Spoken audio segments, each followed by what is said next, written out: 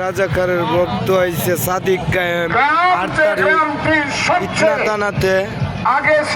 রাজাকারের ভক্তটা কোনো মানুষের কোনো সাড়া নাই। দেখা যা মুক্তিযুদ্ধের পক্ষে যে মানুষের আমি আজকে আপনাদেরকে বলতে চাই, এই অষ্টগ্রামে অনেক মহান ব্যক্তি জন্মগ্রহণ করেছে।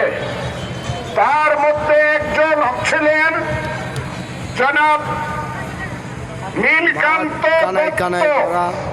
যিনি 1923 সনে সকল অষ্টগ্রামবাসী মন্ত্রী ছিলেন। তখন বাংলা ছিল, কলকাতা রাজধানী ছিল। তারপরে এই অষ্টগ্রামে আরেকজন মন্ত্রী ছিলেন, মুক্তিযোদ্ধার পক্ষে বাংলাদেশের মানুষ খান বাহাদুর মুয়াজ্জেমউদ্দিন হোসেন তেনামিয়া সাহেব। উনি 1937 সনে এবং 46 সনে মন্ত্রী ছিলেন।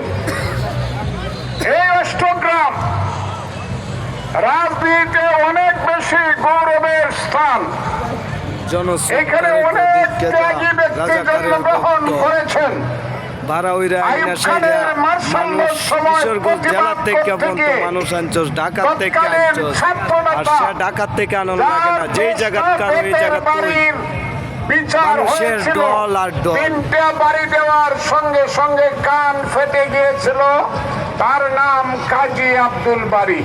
আমি মঞ্চের কাছেও যেতে পারলাম, তুই মানুষের চাপ।